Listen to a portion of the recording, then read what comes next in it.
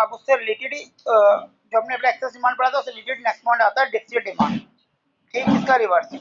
तो deficit demand की मतलब जैसे नाम से पता है डिफिसिट डिमांड में कमी, तो इसको हम वही कह सकते हैं कि जब एट फुल एम्प्लॉयमेंट लेवल पे एग्रीगेट डिमांड जो होती है वो लेस होती है एग्रीगेट सप्लाई के, उससे अगर कम होती है at full employment level, at full employment level, तो इस कंडीशन में हम कहते हैं डिफिसिट डिमांड, डिमांड कम है। अगर इसके डायग्राम को मैं बनाऊं तो डायग्राम देखो इस तरह से बनेगा, इसका जो हमने ऑलरेडी पहले पढ़ा था, ये लाइन जा रही है। अगर हम बात करें तो ये y, ये 0, ये x एक्सिस, यहाँ पे आपका इनकम आ गया, आउटपुट लेवल आ गया और एम्प्लॉयमेंट लेवल आ गया, और इधर आपका एग्रीगेट डिमांड आ गया। अगर हम इसको ऐड करते हैं एग्रीगेट डिमांड को, तो लाइन ड्रॉ करते हैं, तो ये हमारा एग्रीगेट सप्लाई है और ये हमारी एग्रीगेट डिमांड है C प्लस आई। अब ये पॉइंट जो इक्विलिब्रियम लेवल है, यहाँ पे हम फुल एम्प्लॉयमेंट है, M पॉइंट फुल एम्प्लॉयमेंट है, AD ये रहा, हमने अपनी इन्वेस्टमेंट को कम किया तो हमारा जो एक्चुअल डिमांड कर्व है वो ये आ गया एग्रीगेट डिमांड, ये एग्रीगेट डिमांड आ गया। तो इसका मतलब एट फुल एम्प्लॉयमेंट लेवल पे ये जो गैप है, ये जो गैप आपका आ रहा है, ये जो गैप है यहाँ से यहाँ तक का गैप, इस गैप को हम कहते हैं डिफिसिट डिमांड। ये कंडीशन यहाँ से लेकर यहाँ तक, ये हमारा ई पॉइंट हो गया और ये हमारा जी पॉइंट हो गया और ये हमारा एम्प्लॉयमेंट लेवल हो गया, और ये जो गैप है इसको हम नाम देते हैं डिफ्लेशनरी गैप। ध्यान रखना, वो इन्फ्लेशनरी गैप था, ये डिफ्लेशनरी गैप कहलाता है। बस उसमें क्या था, ये जो लाइन थी एडी वाली जो लाइन थी, ये लाइन ऊपर आ रही थी फुल एम्प्लॉयमेंट में, यहाँ पे एडी वाली नीचे आ गई। रीजन क्या हुआ, इकोनॉमी में एडी क्या होता है, सी प्लस आई होता है, aggregate demand is equal to C plus I होता है। इकोनॉमी के अंदर हमने सी प्लस आई में से कुछ इन्वेस्टमेंट माइनस डेल्टा आई कर दी, कुछ इन्वेस्टमेंट कम कर दी, तो उससे डिमांड कम हो गई। आई थिंक क्लियर होगा। एक्सेस डिमांड का एग्जैक्ट अपोजिट होता है डिफिसिट डिमांड। ये इसका ग्राफ है, ध्यान रखना, ग्राफ समझ आ गया होगा मैंने कैसे ड्रॉ किया है। पहले एएस को ड्रॉ करो, फिर एडी को ड्रॉ करो, ये आपका ई पॉइंट एम्प्लॉयमेंट पॉइंट हो गया, इसे ज्वाइन कर दिया फुल एम्प्लॉयमेंट पे। जब इन्वेस्टमेंट कम करी तो नया एडी पॉइंट, ये हमारा एडी एक्चुअल आ रहा है। अब ये एडी है और ये एएस है, तो इनका गैप ये बन रहा है। एट फुल एम्प्लॉयमेंट लेवल पर आपकी सप्लाई ज़्यादा है और डिमांड कम है, तो इसका मतलब इसे डिफिसिट डिमांड कहते हैं। और ये जो डिफरेंस होता है इसको हम डिफ्लेशनरी गैप कहते हैं।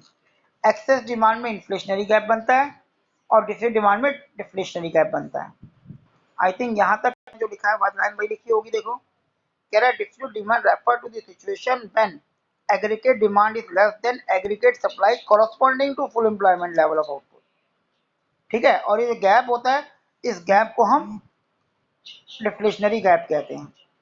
ठीक है, यहाँ अब देखो इस गैप की बात करें, it is given the deflationary gap क्या हो गया, the deflationary gap is a gap which actual aggregate demand fall short the aggregate demand require and such full employment. ये एग्रीगेट डिमांड रिक्वायर जो होती है ना, आप इसको एएस भी कह सकते हो, एग्रीगेट सप्लाई।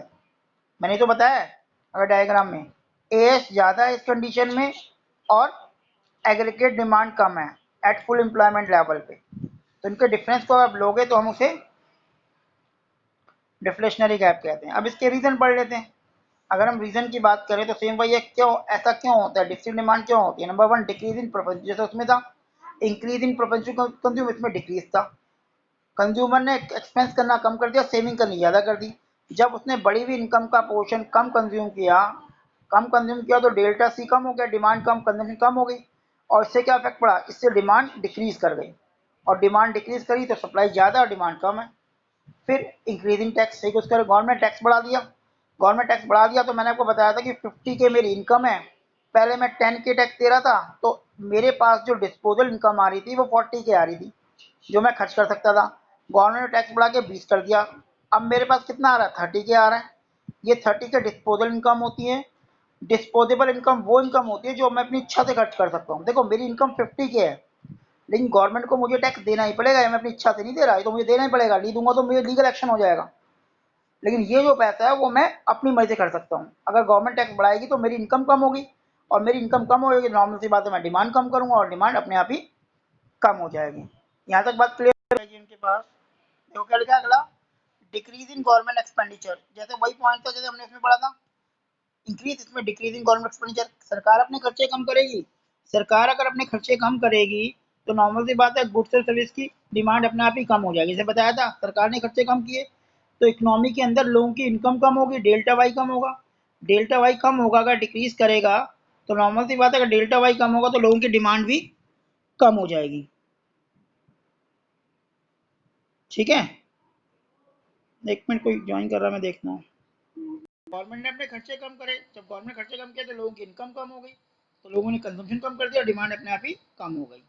नेक्स्ट पॉइंट क्या आता है, सेम वही राइज इन इम्पोर्ट, मतलब अगर आपको डिफिसिट डिमांड क्लियर होगी, एक्सेस डिमांड क्लियर, तो डिफिसिट डिमांड इसका अपोजिट हो रहा है, इंपोर्ट अगर बढ़ जाएगा, when the international price compare to less, जब इंटरनेशनल प्राइस कम होगा, जैसे चाइना से माल आ रहा है सस्ता आ रहा है, तो वहाँ की डिमांड, वहाँ के गुड्स की डिमांड बढ़ जाएगी और हमारी गुड्स की डिमांड अपने आप ही कम हो जाएगी डोमेस्टिक प्राइस के लेवल में, then it led to rise import and implies that the demand, हमारी डिमांड अपने आप ही कम हो गई। ठीक है, आगे बढ़ते हैं, इसके इम्पैक्ट क्या पड़ते हैं, इसके इफेक्ट क्या पड़ेंगे हमारी इकोनॉमी के अंदर अगर डिफिसिट डिमांड हो। इफेक्ट ऑन आउटपुट क्या होगा, भाई डिमांड कम होगी, lack of sufficient aggregate demand, there will be increase in inventory, हमने हमारे प्रोड्यूसर ने जो माल बनाया था वो बना का बना रह जाएगा क्योंकि हमारी डिमांड कम हो गई है, स्टॉक ऐसे ही पड़ा रहेगा। It will force to form to plan to lesser production, अब जब स्टॉक वैसे ही पड़ा रहेगा तो कंपनी नेक्स्ट ईयर में, नेक्स्ट टाइम में अपना प्रोडक्शन कम करेगी।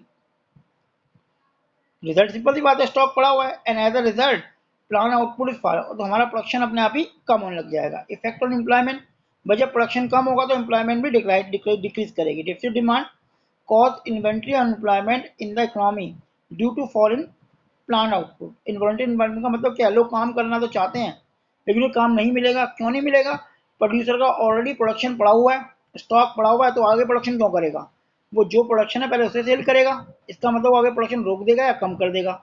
जब वो अपना प्रोडक्शन रोकेगा कम करेगा तो नॉर्मली बात है एम्प्लॉयमेंट भी डिक्रीज करेगी और कम हो जाएगी। इफेक्ट ऑन प्राइस में क्या होगा, क्योंकि माल बिक नहीं रहा तो इस केस में जनरल प्राइस जो फॉल करेगा, वो प्रोड्यूसर क्या कहेगा, भाई वही बात होगी कि सप्लाई है 700, अब सप्लाई हो गई 700 यूनिट की और डिमांड है 500 यूनिट की, क्योंकि सप्लाई ज़्यादा है और डिमांड कम है तो प्रोड्यूसर अपने प्राइस को कम करने की कोशिश करेगा, मेरा प्राइस कम होगा तो हो सकता है डिमांड बढ़ जाए, तो इसमें क्या इफेक्ट पड़ेगा, प्राइस लेवल कम हो जाएगा। देखो इफेक्ट ऑन जनरल प्राइस क्या बोला हुआ है, कह रहा है cause of general price fall due to lack of demand and goods and service in the economic, ये अपने आप ही कम हो जाएगा।